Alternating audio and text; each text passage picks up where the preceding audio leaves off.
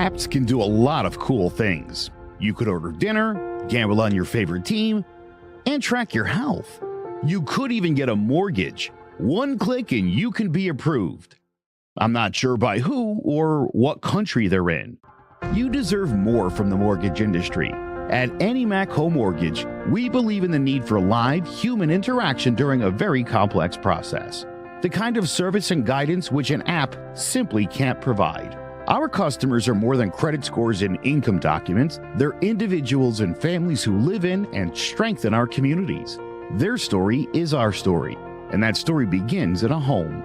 Chris Sawyer is an expert on providing superior customer service and in meeting the mortgage needs of current and future homebuyers. With over 18 years of experience in the industry, Chris is able to help customers migrate through the home buying and home financing process by using his wealth of knowledge as a well-qualified mortgage professional. And best of all, Chris is located in Cromwell, Connecticut, where he has helped hundreds of clients in Connecticut, Massachusetts, and Rhode Island make their dreams of homeownership a reality. Visit chrissawyer.any-mac.com. Email him at csawyer@any-mac.com or give him a call, 860-878-8730. Chris Sawyer, NMLS number 39345, corporate NMLS number 338923. AnyMac Home Mortgage is an equal housing lender. American Neighborhood Mortgage Acceptance Company, LLC, DBA AnyMac Home Mortgage. Lo-Fi Direct. Connecticut First Mortgage Correspondent, License Lender, Broker Number ML 338923. Massachusetts Mortgage Lender and Mortgage Broker License Number MC 338923. Rhode Island License Lender, License Number 201128110L. Call for additional details. Welcome to Sports Talk with R&J. I am Steve Risser, along here with Justin D'Onofrio. And the deadline to franchise players was yesterday at 4 o'clock. And only a couple players got franchise tagged. Trey Smith of the Chiefs, and as we all know, T. Higgins of the Bengals. But we'll talk about the one guy who did not get franchised, and that was Sam Darnold. And the Vikings chose not to give Darnold the franchise tag. They're going to let him go to free agency. And the big question is should the Vikings bring back Sam Darnold? Should they re-sign Sam Darnold? And I'm going to say no. Because I don't think you want a guy who's making over $30 million just sitting on the bench. I think it's J.J. McCarthy's time. You took him in the first round. He's your guy. It's his time to be the guy. And I think if you want to sign a backup, you had Daniel Jones last year. I think you bring back Daniel Jones to be the backup. And I think you got to re-sign other guys. You got to bring back some of your own guys. You got to try to bring back a Byron Murphy, a Cameron Bynum, and an Aaron Jones, a Cam Robinson. You got to bring back a couple of those guys. So I'm going to say no. I'm going to say the Vikings should let Sam Darnold walk. I think they should let him walk. Hand J.J. McCarthy the keys to the car and have Daniel Jones be the backup. I agree. I know JJ did suffer a setback in December, so unless the Vikings don't think that JJ's going to be ready, but I can't imagine that's going to happen, then maybe you bring Darnold back. But other than that, I agree. I think you should let him walk, let him move on, because I always thought that was a plan when they brought in Daniel Jones, when the Vikings did that, to have McCarthy be the starter this upcoming year, then to have Daniel Jones as a backup. To have Sam Darnold to pay all that money for him, even to play, they maybe say JJ's not ready in the month of September, to play 4 games, and then, you don't want him to sit there the rest of the year. So, yeah, I agree. I think the Vikings should have done it, and it was the right move not to franchise tag him. Yeah, I agree. I think it was the right move. Let him hit the free agent market. And now talking about Sam Darnold, the big question is what team is the best fit for Sam Darnold? And I actually checked the odds for Sam Darnold's next team. Guess who has the best odds? The Giants to sign him. But I think the best fit for him, just like last week when I talked about Matthew Stafford, and he obviously ended up re-signing with the Rams. But for me, the best fit is the Steelers, because the Steelers can afford to pay Darnold what he wants, like over $35 million a year. They have over $60 million. They have over they have almost $60 million in cap space, so they can pay him that. And again, they're a team that is a good quarterback away from competing. And as I said last week, the issue with the Steelers is they've kind of had average to below average quarter. They've had average to above average quarterback play, but that hasn't been good enough. It hasn't gotten them out of the first round. I mean, this is an upgrade. Seeing the way Sam Darnold played last year, and he played really well last year, I think this is an upgrade, right? And I'm not saying Sam Darnold's great. I'm not totally sold that Sam Darnold is a good quarterback in the league. I mean, because he did only have one good year. But seeing what I saw last year, this is an upgrade over Fields, an upgrade over Wilson, and it gives them a better chance to compete with the Bengals and Ravens in the division, and even the big teams like the Chiefs and the and the Bills in the AFC. So if for me, I think it's an easy one. I just like last week with Stafford. I think Pittsburgh's the best fit. I went with the Vegas. I think With in Chip Vegas. Kelly's system, yeah, I think in Chip Kelly's system where he does do a good job of scheming things up, and I do think he does a good job of making sure his quarterbacks get the ball out quickly, and that's something that Sam Darnold really needs. Because you saw that those last couple weeks there, where he was, he didn't have much time to even get rid of the ball. So, and I think too, like, it's good. He's a good bridge quarterback for a year or two. The Raiders figure out what they want to do long term at that spot, and I'm not saying he gets you in the playoffs, but he'd at least I think kind of keep you hanging around for and maybe until December with the other likes of Denver, LA, and Kansas City all in your division where it's a big uphill climb. Yeah, it is. It is. And yeah, I mean, but here's why I don't like Darnold to the Raiders. It's just too much money for a team. Again, they're kind of in the same boat as the Giants, as the Browns, as the Titans. They're not a quarterback away from competing for a championship. So for me, I wouldn't do that, but I could see why they do it. I think Pete Carroll being 73 years old, I could see why they do it. He probably doesn't want to have a young quarterback on his team. But to me, I just think the fit with the Steelers is just the most obvious one. Now, I can see the Giants doing it because they're a completely desperate front office that wants to keep their jobs, and this is their best option at quarterback, even though it'll hurt them, in terms of signing free agents this year and in the future. This is their best option. But yeah, I just think to me, the Steelers just they make the most sense. They make the most sense. Even more sense than going back to Minnesota. Because if he goes back to Minnesota, for the Vikings, you have a quarterback you're paying over $30 million to. No, for quarterbacks today, that's not a ton of money, but a guy you're paying over $30 million to, you have him sitting on the bench. Like, say you're the Vikings and you sign Darnold and are not able to sign like a Byron Murphy or re-sign a Cameron Bynum or even Aaron Jones. I mean, why would you? I just don't get why you would sign a guy for $30 million when you could just sign Daniel Jones much cheaper and you're able to bring back some of your guys that helped you go 14-3 last year. Yeah, especially in that division too, where Packers young, and obviously the Bears have made some moves the last couple of days, and the Lions are still going to be one of the better teams. So yeah, tough division like that, you like to kind of keep some of your other guys there and be locked there that are going to be pending free agents. So yeah, the Steelers do make a lot of sense too for Darnold because they are right there, and again, I think we talked about it last week. Like they're always a team that's going to draft in the 20s or late teens, and it's tough to find your franchise quarterback in that range. So, yeah, Sam Darnold could give you some insurance there for the next couple of years, and you do have some good young weapons. So, yeah, I definitely thought about the Steelers too. Um, but I thought with Chip Kelly's system, I know Mariota might be a spot there too for Vegas, which is the familiarity Chip has with Marcus Mariota going back to time when they're both at Oregon. So, but yeah, Steelers are definitely another really good fit for Sam Darnold, the team that's ready to kind of win now. Yeah, we'll see what happens. We'll see what happens with Darnold. We'll definitely have a clearer picture of it with what goes on next week, because we know he'll be signed by somebody by Monday. We know by Monday he'll be signed somewhere, either being the Giants, the Steelers, or the Raiders. One team will, or going back to the Vikings, one team will have signed Sam Darnold. We'll know that for sure. But you mentioned the Bears, and speaking of the Bears, today they made a trade. They traded a fourth-round pick for Joe Thuney, and they've done a good job of improving this offensive line around Caleb Williams. Trading Jonah Jackson, trading Joe Thuney. I think they've done a really good job of, I think Ryan Pace is doing a really good job, to put Caleb Williams in a position to succeed. Now hiring Ben Johnson, an offensive head coach. Now it's time for Caleb Williams to get it done, who had a very, very up and down rookie year. I mean, there were moments where Caleb Williams played really well, but there were moments where Caleb Williams didn't play well at all. Now you got the pieces in place. Now you got the pieces in place. Now Caleb Williams has got to go out there and do it.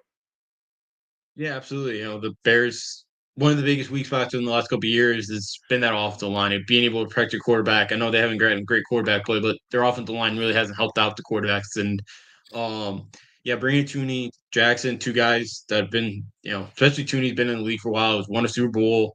I think it's a good couple of veteran guys to get in there to help kind of build your offensive line up and be kind of leaders in that locker room too. So yeah, I like so far what the Bears are doing there, and the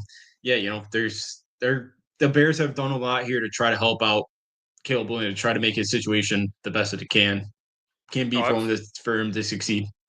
absolutely, absolutely. And if he doesn't succeed next year, it's on him. It's clearly on him. You don't hear any excuses. If he doesn't succeed, it's on him. You get the coach, you get the offensive lineman. You drafted Romo Dunze last year. You got an offensive head coach, not a defensive head coach. There's no excuses. I mean, rookie year, you kind of get Caleb. Caleb had a little bit of an excuse because he had a defensive coach. The offensive line, he got sacked 68 times. Now the offensive line is better. I got an offensive head coach. As I said earlier, just got to go out there and do it. Yeah. Yeah, it really does. All the tools are there for him. I know Ben Johnson on paper looks like he should, with the offensive game he should bring, but we never know until he calls his first couple plays or, first kind of tough in-game decisions or, late. We saw kind of the Bears a couple times absolutely choke those a couple games away this year. So, but yeah, he's got all the pieces there offensively. And yeah, now it's kind of his time now to, especially in a very tough NFC North, he's going to have to be able to put up a lot of points against those other offenses that he's going to have to go up against. Yeah, exactly. Yeah, he definitely has to because it's definitely a brutal division. We talked about the Vikings previously. They're going to have a young quarterback, J. McCarthy. Packers, they've proven to be a good team, and we know the Lions are one of the top teams in the NFC. So yeah, he's definitely going to have to keep up with a lot of those offenses in the NFC North. But now looking at the Chiefs piece of this, there's one thing that's so obvious. They're going to have to draft a tackle, or they're going to draft an offensive lineman because their offensive line is hurting. Yes, they did franchise Trey Smith, and they should come up now that they traded Tooney. They should come to a long-term deal with Trey Smith. But looking at this offensive line, looking at that Super Bowl, and even during the year, they really struggled to tackle. Their offensive line was up and down all year long. Good in the interior, but struggled to tackle. They're definitely first round. It's so obvious they're going to be drafting an offensive lineman. I don't know if they're going to have the money, but they should try to be in the market for Ronnie Stanley too, because this offensive line, with this offensive line, I don't think they're getting back to the Super Bowl for the fourth straight year. I mean, it's going to be hard enough, after losing it to get back, because the last time they didn't get back to the Super Bowl was after the year they lost it. But they need to upgrade this offensive line, or there is no way they're getting back to the Super Bowl. Yeah, we saw in the Super Bowl, it all kind of fell apart for them on the offensive line, and they need to really build up that offensive line back up again. And they've done a pretty good job drafting. It's not, I don't think it's the deepest class for offensive linemen this year coming out of the draft, but I know that I would have to imagine too the Patriots are going to be on Rodney Staley too. Oh, let me tell you something about the Patriots. Hopefully. I feel like they have to sign. That's the team that's got to get Stanley. That's got to be priority number one. Yeah, I would. It sounds like they're going to make an effort, but it should make a huge effort. Come on now, it's the best offensive tackle out there. They should. I'm not going to get my hopes up too much here, but there's a couple guys, maybe like a Josh Simmons from Ohio State, Josh Cornley out of Oregon, that are probably guys that like late first round, early second round guys that might still be in the board for him. So that could fall right to Kansas City. So we've seen them do a pretty good job drafting lately. So I think, but yeah, it's gonna be huge for them to build off that offensive line again, especially with to try to get back to Super Bowl yet again. Yeah, absolutely, definitely, they're definitely going to have to do that. And Tooney is definitely going to be a loss in that offensive line because he's been one of the best. I think one of the best guards in the game. You could argue maybe the best outside of maybe Zach Martin and Quentin Nelson. And Chris Lindstrom. He's been one of the best guards in the game, the last 4 to 5 years. So Bears definitely getting a good player. And, even though he's old, he's getting old. I think he's over. He's over 30, even 32. But still, I mean, this is a really good pickup for a Bears team that needs to start winning games and a quarterback that needs to start winning games. So really good pickup for the Bears, and the Chiefs are definitely going to miss him. But we'll move on to another team in the AFC, and that is the Bengals. And on Monday, they tagged T. Higgins. The big question here is because a lot of people, all really pretty much during the year, a lot of people were talking about, this is the guy in free agency. Now he's tagged, and the big question is are they going to be able to come to a long-term deal with him? I think they are. They got a good amount of cap space. I know they're gonna have to sign Jamar Chase and then eventually Trey Hendrickson. But I think eventually they're gonna let Hendrickson walk, which they shouldn't, but I think that's what they're gonna do. And they're going to sign Higgins, and they're going to sign Jamar Chase, and they're going to keep these guys together. I think they're going to keep this offense together. I I think that's what they're going to do. I think that's exactly what they're going to do. I think that, yes, defensively, they're going to suffer. Seeing that Sam Hubbard retired today too, so defensively, they're not going to be in the best shape. But I just think they're going to come. They're going to pay. Their receiver room is going to be very expensive. Could be up to $70 million a year in that receiver 80. room. Did they say? Yeah, 75, 80. Yeah, Yeah. I mean, because you're probably going to be paying. You're probably going to be paying both of them. Yeah, you could be potentially be paying both over $35 million. Over $35 million. So it's definitely going to be over $70 million a year, that receiver room. But I think that's what's going to happen. Yeah. Yeah. And you tack on Burrow getting 55, is it 50? So it's like 50, 100. I think it's 53. So it's like 133 going to three guys. Yeah. That's out of what, a 27, what's the cap, 270-ish? Around 270. Yeah. That's a lot of money going to three guys. Good luck to Al Golden, the new D coordinator, because he not have much to work with. He leaves Notre Dame to go up against Lamar Jackson twice a year with a bad defense. Yeah, that's gonna be fun. It's probably a pay raise he's probably getting, even though he's going to leave Notre Dame. But yeah, it's gonna be a tough job for him. Yeah, I guess I'm not totally surprised because I know Burrow's talked about wanting to keep those guys, both Chase and Higgins, but it is expensive. And again, it's great to have those three, but it's a lot of money to be giving to three guys, which in football, I know the quarterback means a ton, but you still need to have a good team around you to like win a Super Bowl, and it's tough to do that. And you have to hit on every draft pick, especially in the AFC too, where there's not where there's just so many good teams and a lot of good quarterbacks to go up against. So it's gonna be tough for the Bengals, but yeah, it's gonna be fun offense, but I just don't. It's gonna be tough to win the AFC right now with that defense. They got to hit on every draft pick. Yeah, the thing is, the Bengals are very hit or miss in the draft. They have an average general manager. So yeah, as you said, Joe Burrow could become this year's Dan Marino. He could become this year's Dan Marino, a great quarterback who's not going to win a Super Bowl. And usually, in really the previous era, in the year of Tom Brady, Peyton Manning, Drew Brees, Aaron Rodgers, Big Ben, Eli, that era, you really didn't have all the top quarterbacks. I feel like outside of Phillip Rivers, but Phillip Rivers to me is not as good as Joe Burrow. But so let's just stick with the top quarterbacks of that generation: Brady, Peyton, Brees, and Rodgers. They all won Super Bowls because their defenses were at least decent. They at least had in all those, because Rodgers, one year he won a Super Bowl, he had a good defense. Peyton had a pretty good defense and a great defense. The second Super Bowl he won, but the first time his defense was decent. And then even Drew Brees, when he won that Super Bowl, his defense was decent. I mean, Tracy Porter made a play at the end of the game. Also, they intercepted Brett Favre at the end of a game. So yeah, he very easily could become the best quarterback since Dan Marino not to win a Super Bowl, a first ballot Hall of Famer not to win a Super Bowl. We could see that with Joe Burrow. Yeah, that absolutely could happen, especially because Mahomes will be around in Kansas City for a while. Justin Herbert's locked up for another couple years in LA, and he's got Jim Harbaugh. And he's got Jim Harbaugh, and I feel like they're going to improve their receiver room. And then you got Josh Allen, and you got Lamar Jackson. I know he hasn't gotten it done in the playoffs, but he's still a two-time MVP, and he's in their division. Yeah, so it's going to be tough for Cincinnati to crack the AFC and get back to the Super Bowl again. Just especially if they miss on like a first-round pick this year defensively. It was bad this year, but Sam Hubbard probably not re-signing Trey Hendrickson.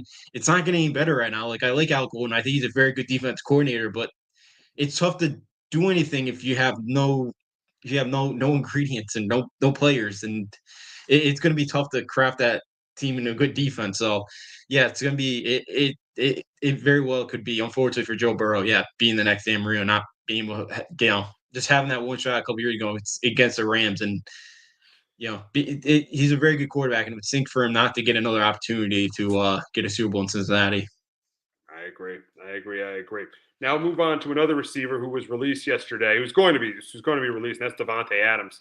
And the big question with you kind of knew this was going to happen, right? With the Jets, that they were going to move on from Rodgers. They're not going to move on from Adams. You know, the Jets are in a rebuild right now with a new coach, a new GM, and they're going to get a new quarterback. So they're in a full on rebuild. The Jets. But the big question is where does Adams go? Where does he go? What's his best fit?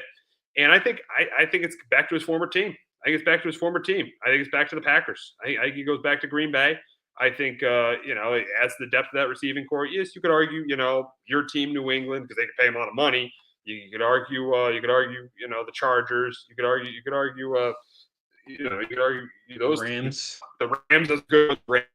But I think it's going to be Green Bay. I think that's his best. I think he adds the depth of that receiving core, and he goes back to a place where he's had a ton of success, and he'll have more success because he's going to have a good quarterback in Jordan Love. Yeah, I went with the Chargers. I think, they desperately need another wide receiver. I know he's from the area too, so maybe he wants to go back home, maybe ends his career there. They obviously need another wide receiver on the outside with the Chargers. And again, we saw Harbaugh was going to be run heavy, but like there was not much there. Ladd McConkey had a very nice rookie year, but he's not the biggest guy. We saw him get banged up a couple times last year, so I think it's tough to rely on him right now to be your number one, just with the size. He's not a physical wide receiver, with his size. So I think Devontae Adams could be a really nice fit with the Chargers. Yeah, we'll see. We'll see. I mean, he's still a good receiver. I mean, he played pretty well last year. He played pretty well. I mean, the issue I think Rodgers was definitely more the issue than he was. He put up numbers with the Jets. He did. I think the problem was the quarterback is way past this. He's over the hill. I mean, he's not Rodgers isn't terrible. He's average right now, but he's over the hill. He's not even close to what he was when they were together in Green Bay. So I think Rodgers was definitely more of the problem than him, and I think he'll be good. I think he'll really be able to help a team next year. You never know. It might come as a package deal. Both of them might come together. Imagine if the Giants, they get Adams, they get Neighbors and Rodgers. We'll see what happens there. They could be a package deal, but we'll see what happens with Devontae Adams. But we'll move on to another receiver who got traded this weekend, and that's Deebo Samuel. The Commanders trade for Deebo Samuel for a fifth round pick. And the big question is does this put the Commanders, does it make them, as good or better than the Eagles? But I'm going to say no. Are they the biggest threat? And I'll rephrase that. Are they the biggest threat to the Eagles to getting to the Super Bowl? I know they made the conference championship game last year. I know this is a good addition, but Deebo had one of his worst years last year. Now, yes, he is better than what Washington has. He's better than Zacchaeus. He's better than McCaffrey. He's better than De'Ami Brown. He's better than Noah Brown. He's better than that, obviously. But it doesn't make them the biggest threat. I'm still going to go with the Detroit Lions. I think they're going to get Aiden Hutchinson back. I think that they still have a really good offensive line, really good quarterback. Still have probably arguably with Hutchinson back, the second best roster in football. So I'm still going to go with the Lions there. I'm not even going to go with the Rams, who gave the Eagles, and then you look at the Rams, who gave the Eagles a better game than the Commanders in the playoffs. So I'm going to say no. I think they're a contender. I think they're going to be there. I think they're going to be a Super Bowl contender. But I'm going to say no. I do not think they're the big. Even though they were in the NFC Championship game last year and they added getting Deebo Samuel, I'm going to say no. I don't think they're the biggest threat to the Eagles in the NFC. Yeah, I agree with you. It's a nice pickup for him. Last year he had a down year. He's had some injuries over his career too. But obviously it doesn't help their defense still needs a lot of pieces. Not a lot, but they still need some addition to that defense with the way Philly kind of carded them up in the AFC Championship game. And I think too with Washington next year, I'm not completely saying they'll be like Houston, but I think there could be a chance where you're not going to sneak up on anybody. I don't think he's going to have a sophomore slump like CJ Stroud did, or not as bad of a sophomore slump. But I do think now where this year with Houston, I don't think they surprise anybody. Like they had 6 or 7 national, standalone games. Like Washington's probably gonna have a couple of those. Like they're not sneaking up on anybody. So I do think they take a little bit of step back, but I do think the Lions, I do like the Rams roster as well. I do think they're still right there, are going to be around in the FC playoff picture, and maybe they do get back to the NFC Championship game, but I don't put them number 2 right now behind Philly.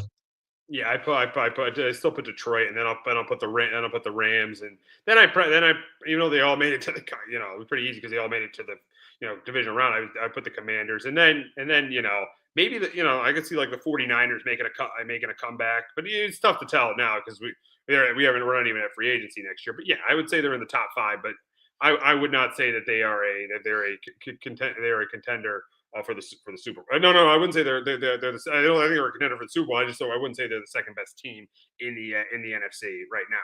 But talking about a team that's not even close to the Eagles, and that is the Giants. And with what the Rams did, last week, re-signing, agreeing to a restructured deal with Matthew Stafford, and the Giants are very interested.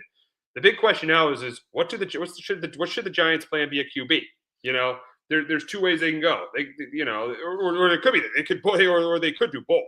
But I think there's two ways they could go. First they could sign a veteran and draft a guy. They could sign a veteran like an Aaron Rodgers, a Russell Wilson, a Justin Fields, and they could also draft a guy. So they could sign a veteran, and then they could draft a guy. They could trade up.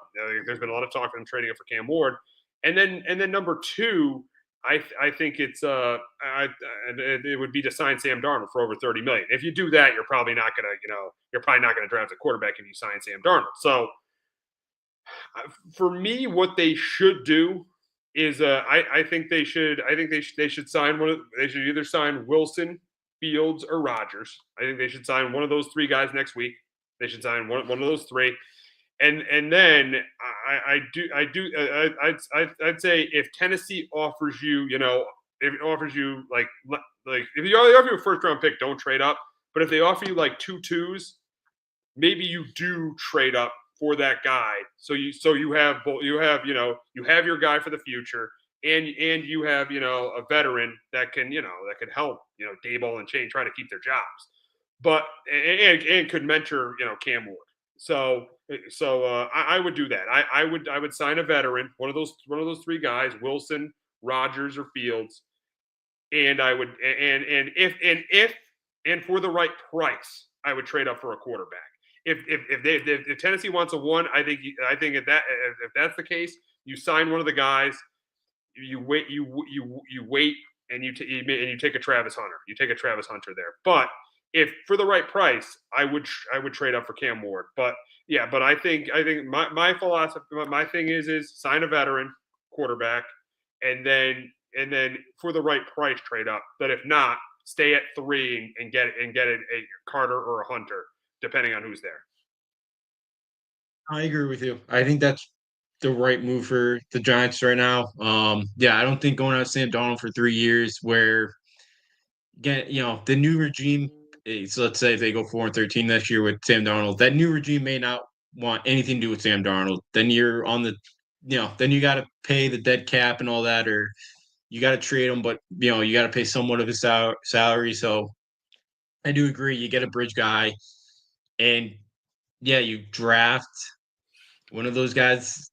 If you have my stance on those guys. You're not a fan. You're definitely not a fan of Shador. And you're probably less of a fan of Shador after his after his interviews at the combine. Yeah, I heard they were not great. And he was better after he called out his offensive line. Like he did, that was about it. At the end of the interviews, that didn't help him either. That but that wasn't great. So I would even think too. I know it's probably not great. Maybe even wait out to draft that quarterback next year, and you just hope the new regime does it, and they can get their guy instead of you get drafted Cam Ward or Sanders this year, and the new regime too is like, I don't want this guy to be my future quarterback. And then what? Do you toss him to the curb like Josh Rosen? I know that's my one word. Because even like Jackson Dart now, I have my concerns because like with Lane Kiffin does scheme up everything so easy for his quarterbacks, and it's not a really system that he's going to play at the NFL level. So that does kind of worry me now too. I thought Matt Corral could be a decent quarterback. He didn't look great as we've seen in the preseason. So I'm kind of out on this QB class. I could be wrong. Who knows? But I kind of wait maybe till next year where I do think the class is going to be a little bit better. Maybe not, maybe you get a Drew Aller. Maybe he does take that step next year. So that's just me. I'd bridge and then hopefully next year you're in position to get the guy. I would not trade draft assets or future to get Ward. I'm not. I think too many interceptions. I just think he's too careless. So you wouldn't like say Tennessee gives the Giants like a two if they have to give up 2 twos, like their second round pick this year and their second round pick next year, you wouldn't do it? No, because I don't think he's a franchise guy. Now maybe you don't have Ooh, to trade a wow. first. I just don't. I don't think Wow, he's you going don't to be think a he's a franchise. franchise guy? Wow. No, I think he's going I to be don't. like I think he has potential to be like not a superstar, right? I think he has potential to be good, but you don't think he's a franchise guy. I think he's like a Jameis Winston. Like I think he's going to be very exciting, but I think there's going to be a lot of mistakes thrown in there. Like, yeah, maybe you put up a lot of yards and a lot of touchdowns, but I also think you could have a lot 15 to 20 receptions a year. Maybe you kind of ignore a little bit of that if you just want an exciting offense. I don't. That's just me. I go back to last year too when I think they put at Stanford. He was like 9 for 26. Yeah, I think he barely had 100 yards and like 3 or 4 interceptions. Like he was an awful game. I think he's a good player. I just think there's way too many mistakes. I just think he tries to, he's not afraid to throw the ball into tight windows, and he's not afraid to try to make a, you know, um, I just see a lot of Jameis in this game. Oh wow. Yeah, but here's the thing. Yeah, here's the thing with this regime. I wouldn't be surprised if they traded our first round pick next year for a quarterback. I wouldn't be surprised at all, and I wouldn't be surprised if they signed Sam Darnold. Now, trading a one next year for anyone in this class is much worse than to me is worse than signing Sam Darnold. But I wouldn't be surprised because let's not forget this is a regime that is on the hot seat. Probably Daboll and Fade are probably on the hot seat more than anybody in the league right now because they were very, very, very close to getting fired. They're very lucky they didn't get fired last year. So I can see something really the Giants do something really desperate. I don't think it's not the right thing to sign Darnold or trade up, trade one of our trade a number one next year for one of these quarterback for Cam Ward. But as I said last week, this regime is going to do what's going to benefit them, not what's going to benefit the organization long term. No, I agree with you. I agree, and that's kind of the problem that Mayor. I've said this a couple times. I know why Mayor didn't do it, but he should have. Because this is the problem you're running into. If these guys trade future assets and they dig the hole deeper for the next regime to come in and take their place. So I know it was a tough decision for him, but yeah, I thought he should have just pulled the plug on it, reset everything, have them go in to this draft kind of fresh and let them kind of decide if Cam Ward and Sanders are their guy or wait till next year. But yeah, there's a ton of pressure on there, and I go back, even like I kind of think of this like because last year I think Florida wanted to get rid of Billy Napier, but they saw the schedule that they had, and they're like, okay, he's probably not making a bowl game, so let's not let the first year head coach deal with this type of schedule, and let's just keep him on. Now Billy Napier did get to a bowl game, did a pretty good job with the Giants schedule. But like maybe this is my college thinking here, like that probably doesn't factor into it. Sometimes the schedules don't factor in. But Yeah, but looking at their schedule, but to be fair, look at some of the teams they play. I mean, they play the AFC West. They got to play the Chiefs. That's gonna be a brutal game. They're gonna have to play the Broncos and Chargers. They were playoff teams last year, but I can see them being playoff teams this year because they have coaches and quarterbacks in place. And then in the NFC they play the AFC West and the NFC North, arguably two of the best divisions in football. So yeah, you're right. You're right about the schedule. Yeah, but all right, maybe the Vikings aren't as good as they were last year. Brian Daboll's had his way with Matt LaFleur. The Bears, we don't know, but the Lions. You're pretty sure the Lions will be good with the roster they have. And in the NFC East, that's not a picnic with the Commanders and Eagles. They both played in the NFC Championship game last year. And the Cowboys, yeah, you can say what you want about the Cowboys. The Giants have lost 15 of their last 16 to the Cowboys, and this regime hasn't beaten the Cowboys. So yeah, and then they got the Patriots too in New England, and the Patriots, if they know, and the Patriots should be improved next year. So you could definitely have a point with the schedule. Yeah. Maybe I was going a little bit too far with that. That's a more college thinking, but but then you start 3-14 with a first year coach and maybe a first year Cam Ward. Maybe there's a lot of negativity. Maybe guys are kind of, the culture's kind of not there yet, and it's kind of broken. It's tough to build it if you go 3-14 year one and all that. And so, yeah, maybe there's a little bit of that, but yeah, it's not great. And, I know it's a tough decision for Mara, but yeah, he should have pulled it. And, yeah, because you just risk losing those future assets that's going to help. It's going to help the next regime try to build this thing up if you're giving up picks, and especially first and second rounders that are valuable, especially if you're going to be up there probably in the top 5, top 10 of the draft. Exactly. So we'll see where the Giants go from here. We'll see where the Giants go from here. Should be interesting. Should be an interesting week next week to see what the Giants do. Should be very interesting. But if you didn't think it was going to get worse for the Mavs, but it did on Monday night. But before we talk about that, we're going to hear from our friends at JPEG Financial and Shamrock Home Inspections. Do you have a 401k and some savings for future retirement, but don't even know if it's enough to live off of? How much is enough? How often are you thinking about it? The team at JPEX Financial Group can help set your mind at ease. We specialize in creating strategies in the planning and managing of your financial, educational, and investment needs. We help clients pursue their investment goals with sound financial strategies. You deserve a personal, tailored plan. Lasting, meaningful, and open relationships are the foundation of our practice. You've worked hard for your money and should feel confident in your investment choices as you make decisions for your financial future. Your goals are our goals. We are dedicated to your needs and hopes for your future. Visit our website and give us a call at 860-430-5397. Securities offered through Raymond James Financial Services, Inc., member FINRA, SIPC. Investment advisory services offered through Raymond James Financial Services Advisors, Inc. JPEX Financial Group, LLC is not a registered broker-dealer and is independent of Raymond James Financial Services. JPEX Financial Group is located at 78 Eastern Boulevard, Glastonbury, Connecticut. There's no bigger investment than home ownership. And to make sure the house is up to your standards, you need a professional to look it over. Brian Flanagan from Shamrock Home Inspections is a licensed home inspector and a member of the Connecticut Association of Home Inspectors. Brian was a contractor for over 15 years, so he knows how homes should be constructed and how mechanicals should work. What makes me a good home inspector was the 20 years that I was a home improvement person, doing all the different repairs that I have done and what other people have done wrong that I had to go out and fix. So I have a pretty quick eye on seeing what's right and what's wrong. Before you move, call Shamrock Home Inspections. Before you make the biggest investment of your life, call Brian Flanagan from Shamrock Home Inspections at 860-268-2566 or visit shamrockhomeinspectionct.com. All righty, so when you thought it wasn't going to get worse for the Mavs, it did on Monday night as Kyrie Irving tore his ACL.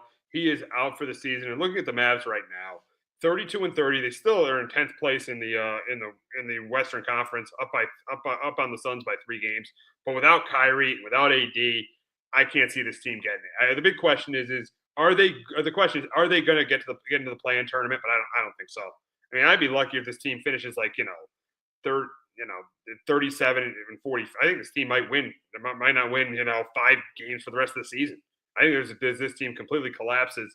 And I think that 10th spot's going to come. That 10th spot's going to be down to 2 teams. I think it's going to end up coming down to the Suns and the Blazers. I think the Suns will get it because they have the most talent. Even though that's a disaster. It's funny. It's one disaster. The other disaster will probably get that last season, and or a young building team or a team that's building in the Blazers. Listen, at this point, honestly, I'd probably rather want to see the Blazers in it the way they've been playing outside of watching the Suns or the Mavs. I mean, the Mavs. I mean, you shouldn't even be allowed to play any postseason basketball after what you did. And I think this team misses the play-in tournament. And I think Nico Harrison is fired pretty much a day or 2 after the season. I think it's over for Nico Harrison. This has been an absolute disaster for the Mavs. And on the other side, it couldn't be going any better because they're the number 2 seed in the Western Conference. So, yeah, this is just an outright disaster. And I think that this team will miss the playoff. This team's going to miss the they're going to miss the play-in tournament, and I think Nico Harrison's going to be fired.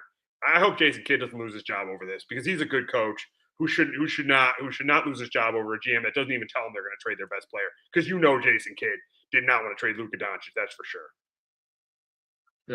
I I would keep Jason Kidd as well because they played the King Monday night. I watched a good chunk of the game. So you know what they also did on Monday? Yeah. The Mavs. So they emailed all the season ticket holders and said that they will increase season ticket prices by 8% next year. That's what they also said on Monday. That's what the Why? King broadcast Why was saying. would you? Why would you increase? And I heard about this, but I don't get it. Why would you increase your season tickets when you traded your best player and now your second best player is probably not going to play next year? He's going to be recovering from a torn ACL. Why would you do that? Why would you do that for a team that is going to be lucky to win 25 games next year? They're going to be god awful next year. Doesn't matter who the coach is. They're going to be absolutely terrible. Why would you not? They're going to have like probably like 10. They'll have like they're going to average like 10,000 fans. They're going to have the lowest. Probably going to be they're going to have the lowest 10s in the NBA next year. I guarantee you that they are. You're going to now tell the fan base they're increasing tickets. The organization has no clue of what they're doing. Yeah, I agree. Do you ever want to learn a management class or how to teach how to mismanage a situation worse than possible? That look at the Dallas Mavericks right now because it's an absolute disaster right now. They were bad Monday night. Their starters scored 23 total points. Like that's a Kings team that can't play defense. Like it's bad. Yeah, it was not good. Really bad. Yeah. So yeah, I agree. I don't think they're making the plan. I'm gonna go with the Blazers. I like the way they're playing. The Suns that's another disaster organization too. KD all the rumors KD's getting traded in the summer. You see KD and Budenholzer going at it last night? I did not see that. Oh man! And then of course he's defending the coach publicly, but he can't stand the coach for real because KD. He's turned into a diva too. Really, wherever he's gone has been in Brooklyn here. That's become a disaster. Ever since he joined that Warriors team, I give him credit for winning those 2 MVPs, but he's became a diva. But yeah, going back to the Mavs, what an absolute disaster. I mean, the Cowboys sign a average, defensive Jerry Jones better be thanking the Mavs because the Cowboys go sign an average defensive tackle to a long-term deal. But no one's talking about that. They're talking about how bad the Mavs are. Yeah, mismanagement. I mean, they make Joe Shane look good. Calling Saquon Barkley a $12 million back, seeing what the Mavs are doing. Yeah, they have. It's bad, and it's the Cowboys aren't great. Rangers baseball stars. I don't know how popular that is. The Dallas Stars could be a Stanley Cup contender again, but I don't know how much that means to people down there in Dallas. All they're talking about is how dumb their basketball, how terrible that organization is right now. Funny, and they got to the finals last year. But the biggest reason why they got to the finals because of Luka Doncic. They had the best player on the floor against the Celtics. Usually, when the best player on the floor, you win in the NBA. They had the best player on the floor and almost got swept. Yeah.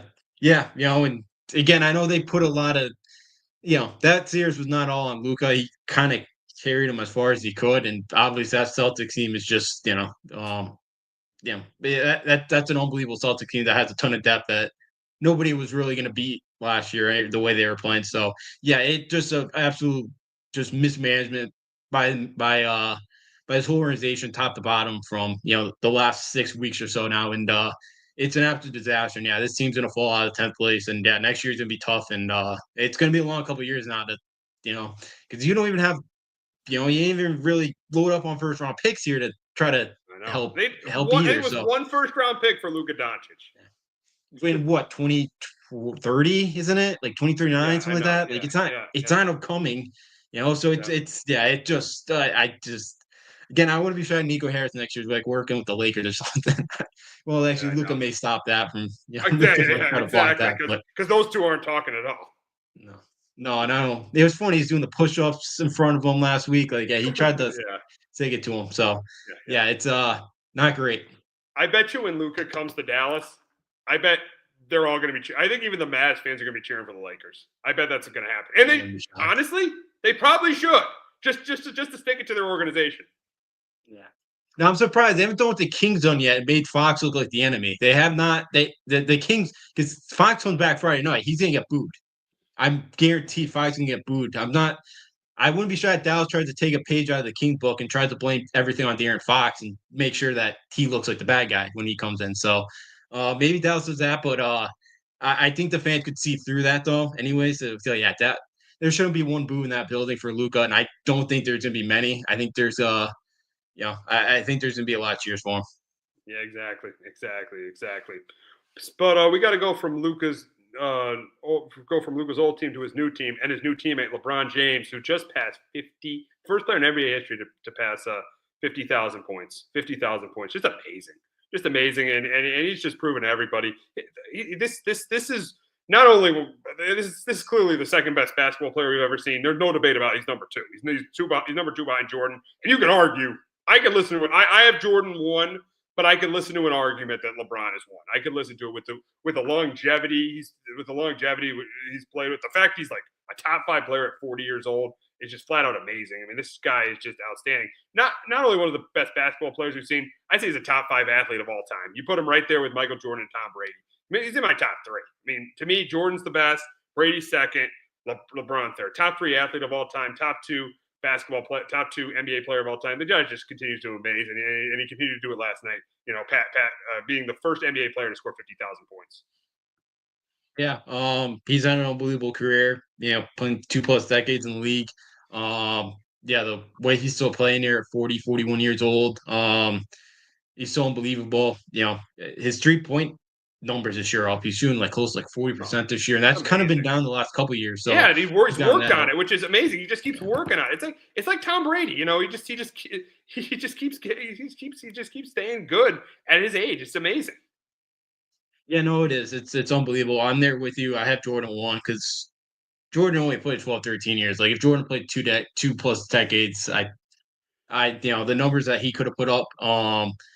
But yeah, with LeBron, unbelievable career, and yeah, you know, this Laker team now, yet again, from help from the league or help from Dallas, they're right there again, and they're playing really good basketball, and they're going to be right there as title contenders yet again.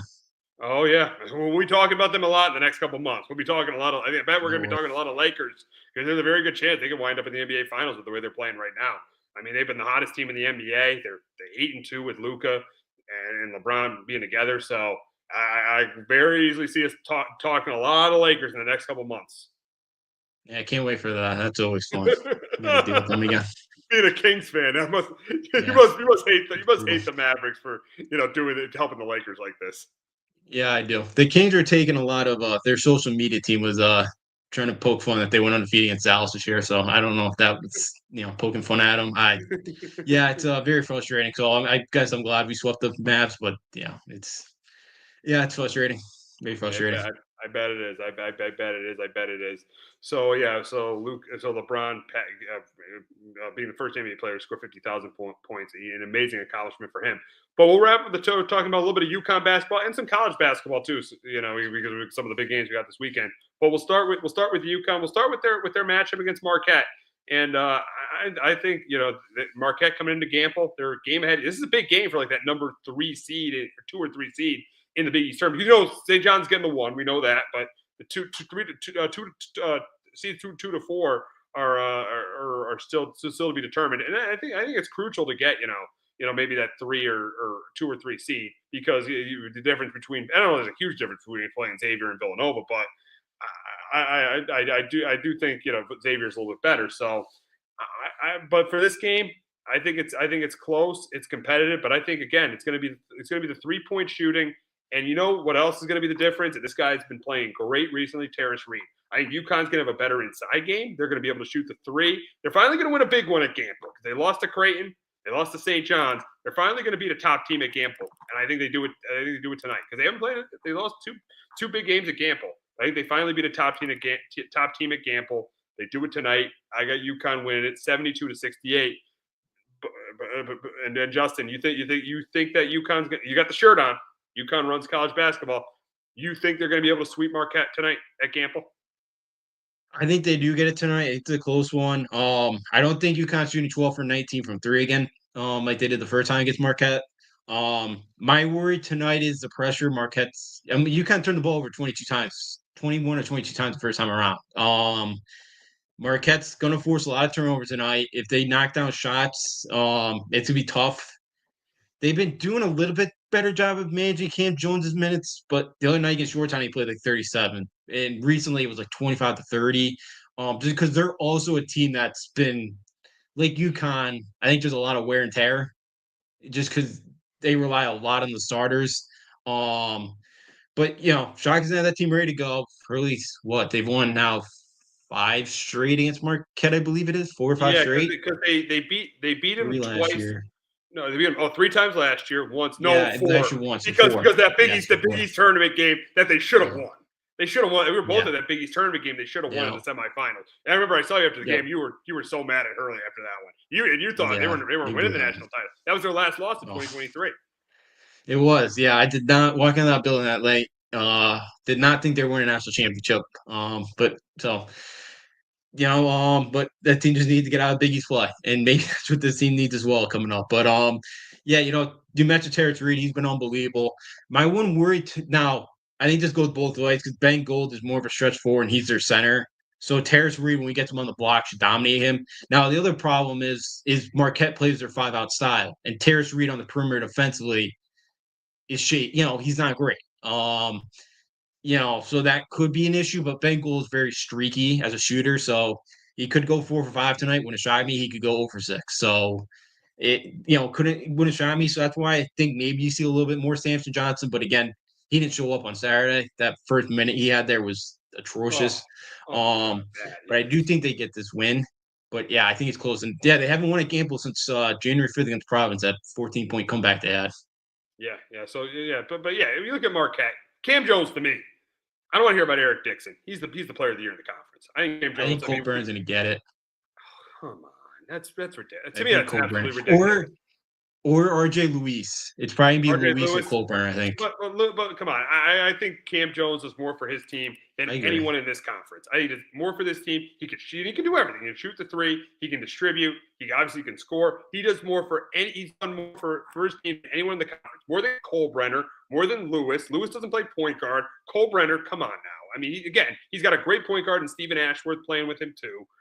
So I am definitely think Cam Ward is the best player in the conference. But looking at the rest of this Marquette team, Joplin's good, but the rest of the team, a lot of average to below average guys that Cam Jones makes better. He makes those guys better. So I think he plays well tonight. But I just think I think UConn. I don't think they lose another big one at Campbell. I think they're playing well. They got an inside game now with Terrence Reed. I think that's going to be the difference. As you said, I think he's going to dominate Gold underneath in the post underneath the basket. So I think UConn. I think they do it tonight. I think you go to 21-9. They do it, and I think they end up with the top 3 seed in the Big East tournament. I think Marquette slips to the number 4 seed. Yeah. I agree. I think they get the win tonight. Yeah. So I think so if they win, they move up to 3, which you want to stay out of that 4 range. And let's be honest. If they don't win on Saturday, we could forget anything about them doing anything this year. To lose twice to that team and then to lose at home on senior day would be an absolute embarrassment, okay? Let me tell you, there's no – and listen, we trust the coach. So there's no way Hurley is allowing this team to lose to Seton Hall on Saturday. Yeah, I think they bounce back this time at Seton Hall, I would hope. I have to give Holloway credit. That's a team that they still fight for 7 wins that they have. They fight. They're still playing hard. They have no talent. They have no talent. They have no NIL money. Isaiah Coleman's the only Big East player on that roster. I guess Dave Woosh he's okay, but he's probably a guy off the bench for most places. So yeah, I would think they get it done Saturday at home. So yeah, the only way they get up to 2 is if UConn wins out and Creighton has to lose to either Butler or is it DePaul? They have 2 cupcakes coming up this week. Creighton does. So I don't think you're going to get the 4 or just Butler on Saturday. They'd have to lose. I think Creighton's getting the 2. I think Creighton's going to get the 2, UConn the 3, Marquette the 4. That's what I think it's going to be. Yeah. Yeah, no, I agree. So, yeah, you want to stay out of that 4-5 game and stay out of St. John's path until Saturday night. That's the other thing. That's why this game is big, too, because if they win this game tonight, they got a good chance to play St. John's, I think, in the Big East Championship. Yeah, because I would hope they can get Creighton again and beat them, especially the way their inside game's playing now. But that's the last kind of thing I'll bring up is tonight. Just like when Hurley got Sanogo the first time, when we got Sanogo, when we started to play through the big guy, that's where I hope the offense kind of goes now with Terrence Reed, especially a game like tonight against Marquette, hopefully Saturday against DePaul. You just play through Terrence Reed. Now you see Cole Brenner in the semifinals might be a little bit tougher to do that, but, play through Reed right now. And, we'll see. And if they get Nova, I think I'd rather have Nova than Xavier because Nova's fans might, especially the way they lost last night, they might be cheering for UConn to make sure that Neptune doesn't have a Patrick Ewing running him, like Yeah, 2021. yeah, So exactly. Yeah. Nova fans might be cheering for UConn, but and Xavier's a team right now that's playing hot and is still fighting. Villanova lost any chance they had at Large Holtz last night. So Yeah, after last night losing to Georgetown, yeah, the way they lost that one too. So I'd much rather probably see Nova, even though we've done a nice job there. Darden Dixon, he's a tough matchup, but yeah, you get that 3. I feel a lot better heading into the Garden. Yeah, I agree. I agree. That's why tonight is a big game to get that number 3 seed in the Big East tournament. But we will move on to the biggest rivalry in college basketball. That's between Duke and North Carolina. Cooper Flag has been phenomenal for Duke this year, number 2 team in the country. Carolina, though, they are fighting for a spot in the tournament right now. Currently, they are Lenardi's last one of the last 4 out for Joe Lenardi. So North Carolina, when we do our in and out next week, we'll definitely have North Carolina on the list if they're a tournament team or not. But for the game, first we'll talk about the game. For the game, I think it won't be as bad as the first time. I think that crowd's going to be obviously crazy, not as crazy as it at Duke, but it'll still be crazy. But I think Duke wins this thing. Cooper, I think they're just clearly the better team because really outside of Jackson and R.J. Davis, North Carolina's not that good, and Hubert Davis is a below average coach. I don't know why he's not. He should be in trouble in North Carolina. Oh, did you hear about the extension he just got? Huh. No, I didn't. But that's stupid. Why would you give 2030 for Hubert Davis? Are you kidding me? Hubert Davis, he's Kevin Ollie 2.0, and you give him an extension. It's not even in his first year. It wasn't even like he won the national title. He lost it, and they had like a 20-point lead in that game. That's a terrible. That's a terrible move to give him an extension. I just found out about that. Yeah, that's a terrible move. Give him an extension. So yeah, but for the game, I think Duke wins it. I think they win it by I think 7 to 10 points. I think this one's closer, but I think Duke wins it by 7 to 10 points. Yeah. I guess Davis signed this thing in December, but for some reason it didn't really get publicized until like 2 weeks ago. I don't get it either. I guess the buyout wasn't too much increase, but if they don't fire Hubert Davis, this shows North Carolina cares more now about football than they do basketball. It just does. Like it'd be the 3rd time in 6 years they missed a tournament. Yeah. I don't think they get back to Indiana. I don't think they become Indiana, but they better be careful because even though Indiana fans still think they have one of the best jobs in college basketball. Which is crazy. Exactly. Yeah. But yeah, I know North Carolina's starting to play well. I can't believe Lenardi has them first 4 out. They wouldn't even sniff if I look at they're 1-11 in Q or 1-10 in Q1. They're 5-0 in Q2. Yeah. They have 6 wins in the top 2 quadrants. Yeah. That's not good. Yeah, I don't think they'd be anywhere near it if they weren't named North Carolina. Wow. I don't think they're that good. And the ACC is just it's bad. I can't make fun of it because the Big East isn't much better, but I know North Carolina is starting to play well. Their offense is starting to click, but like the best team that they faced on KenPom is Florida State at 91. So like I don't know really I can't really judge them. And everybody else is in between like the 130, 110s to 140s range. So I think Duke beats them by 15. I think R.J. Davis maybe could win them the game, but I just think Duke defensively is going to be able to have a game plan to limit him and make somebody else beat him. Ian Jackson's been playing a lot better lately, but like North Carolina doesn't have that big center that they usually do this year. I just think Duke with their size, with the options they have offensively, I just don't think North Carolina's going to keep up. And I don't think Shire's that he's obviously better than Hubert Davis. I still don't really know how to rate Shire as head coach. But I just think Duke just has way too much talent for North Carolina here. I think they probably win this game by 15. I think KenPom has a 12. I think Duke probably wins close by like 15. Yeah, I can see that happening. I can see double digits. Seeing that they're a 12, that Duke's a 12-point favorite, I can see that happening. But the question between these two teams is this: the big question, tying to these two teams is, does Duke have a better chance who has a better chance of doing what? Duke a better chance of getting to the Final Four, or North Carolina a better chance of making the tournament? I'm going to say, seeing where Carolina is, and I'm seeing that they're going to lose to Duke, and seeing what their record is, I'm going to say Duke making the Final Four, seeing how dominant Duke has been. My answer is going to be Duke making the Final Four. Yeah, I have to agree with you. Duke making the Final Four. It would be a big indictment on John Shire if the team does not make the Final Four. Like, I think it really would. But again, I keep going back, and I think I've said it a couple times, this year, it's got maybe a little bit of the Gonzaga with the West Coast. Like, they really haven't been tested.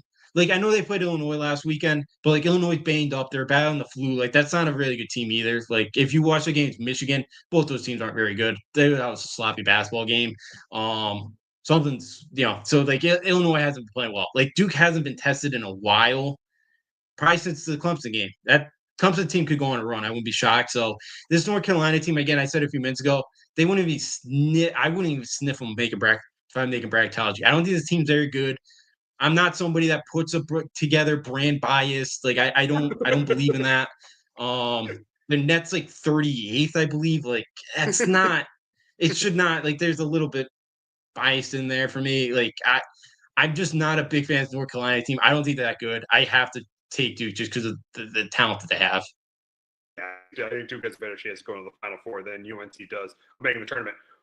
But we will, and your John Shire point, if he doesn't make it to the Final Four this year, he'll be the John Calipari. He'll be the next John Calipari. Great recruiter, good head coach. So he'll be the next John Calipari if he can't get to the Final Four with this team.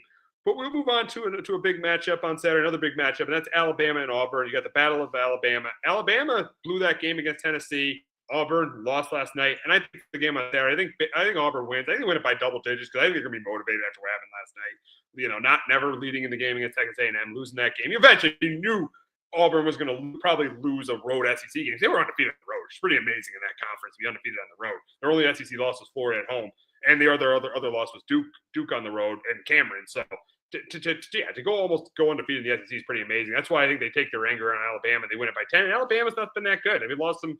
I think they're good. But they haven't been that good on the road. They lost to Tennessee last week, Purdue earlier in the year. So I'm going Auburn here. I'm going Auburn by double digits. Yeah, I like Auburn in this one. I know Grant Nelson, Bama's big, is like questionable tonight. I believe they have one more guy that's he's been out since the Auburn game. He's, I think, game time decision as well. I know Broom left. He hurt his other shoulder last night, but he came back in. I don't think he was too effective reading the box score. But I do think Auburn coming off a loss. I was surprised too how badly they got kind of beat on the board by A&M. And A&M's a great offensive rebounding team. They're like St. John's, kind of. If you haven't really seen them play and you've seen St. John's, it's kind of how I compare them to the better St. John's team. But I think Auburn, the way they got beat coming home. I like Janiah Broom. They got like 8 seniors. They're guards. They just make tough shots. And I think Alabama's defense a little bit better than it was last year. But like Cliff Amore, they're who they got from Rutgers, supposed to like really help anchor that defense down low. Hasn't made that big of a difference this year. Mark Stevens is still a fantastic guard. Chris Youngblood's been a really nice pickup from South Florida this year. But I like Auburn here at home. I think it's just such a tough environment, and I think the way Bama plays too, the chaotic style. I think we saw it the first time. Auburn's not kind of afraid of playing up tempo with them, knocking down shots with their guards. So I got the Auburn Tigers win this one probably by about 10 points. So we just talked about Duke and Auburn, and we got 2 questions to wrap up the show. One's going to be regarding the teams in terms of the number 1 seed, and the other one's going to be regarding the players. And we'll first start with the players. And you probably could argue, it's probably pretty obvious that Johnny Broom and Cooper Flagg are the 2 best players in the country. The question is right now, who should win Player of the Year, Cooper Flagg or Johnny Broom? And I'm going to go with Cooper Flagg. I just think he makes everyone. He does a better job than Broom at making guys better around him. He can shoot the 3 better than Broom. Broom's a great player. I'm going to go with Cooper Flagg, and I do think Duke has a lot of talent, but I do think Broom has a little bit more talent than Duke. So I'm going to go with Cooper Flagg. I think Cooper Flagg is one of the best players we've seen in a while in college basketball. Probably, I'd argue since Zion. So I'm going to go Cooper Flagg here. I think Cooper Flagg should win Player of the Year. I'm going with Janiah Broom, just because of Auburn's schedule this year and the spotlight games that he's had this year. Like, Auburn has 15 quad 1 wins. I think second's like 8. Like, the way they've gone through, I know they lost last night and I know they lost to Florida, but like to go 16-2 in this SEC conference is pretty unbelievable. And he's been the best player on this team. And look, no disrespect to Cooper, but like he just hasn't had those spotlight moments because the ACC is just so bad. Like we really haven't. I know he's been in the spotlight, but like he hasn't had that big time kind of game since Duke played Auburn back in November. That was right after Thanksgiving. But here's the thing: he outplayed Janiah Broome in that game. He outplayed Janiah Broome in that game. What do you say? It was December. It's a while ago. Yeah, but he outplayed him. He outplayed him. So I know it's a long way to go. And you got an argument with Broome, but I would go with Flagg because of the way he makes guys better around him. He makes players better around him, better than Janiah Broome. And when they played head-to-head, he had the better game. No, he did. I believe, was he coming off no, I think he actually hurt his elbow or shoulder after this game. But, I thought Broome played pretty well. He had 20-12 in that game. I just think with the competition is why. Like, Broome's still he's averaging 18, 11 rebounds. He still gets like 3 assists per game in that SEC where, it's, they're going to have probably 12 teams in the tournament. Like, it's going to be the best. It's going to end up being the best conference probably on all time just for a record season. Where, again, and I just think there's so much more talent around Duke where there's going to be 3 or 4 draft picks where Janiah Broome's right now their only draft pick. He's probably the late first rounder, early second. Like, Pettiford's probably a draft pick in a year or two, but like that's it. Like, I don't think anybody else on that Auburn roster is getting drafted. I think Cooper just has a better team around him than Broome, and look at what Auburn's still doing here, especially in that gauntlet of the SEC. Yeah, I get it. But I just think Flagg's a little more complete. He can distribute. He can shoot threes. I just think he's a little more complete than Broome. He's a little bit more complete than Broome, and he beat Broome head to head. But still, he was at home, and I get it. It's debatable. It's very, very debatable. We can agree to disagree on this one. It's debatable to say who the player of the year is. It's going to be close. I just think it's Cooper Flagg. I think it's going to be Broome, but you can't really argue either way. Both are outstanding players, and both are, I think, clearly the top 2 players in college basketball this year. Now, we'll wrap up the show with a lot more of an obvious question, and the question is who should be the number 1 overall seed, Duke or Auburn? I think it's obvious that it's Auburn. I mean, even though they lost last night, and I know they're both 27-3, and I know Duke beat them head to head, but as you've been saying, the SEC is much better than the ACC. It definitely, to me, I'll agree with you on this one. It definitely is Auburn. Still, yeah, I think it's Auburn. Yeah, even with that loss, like you're going to A&M team that I think most people have them as like a 2 or 3 seed. Like that's going to happen. That loss is going to happen, especially Broome leaves the game there in the first half. But yeah, Duke has 6 Q1 wins, I believe it is. Like, and Auburn's going to have, I think I said 15, 16. If they win a couple more in the SEC tournament, that's going to add a couple for them. So I think Auburn pretty much has it locked up.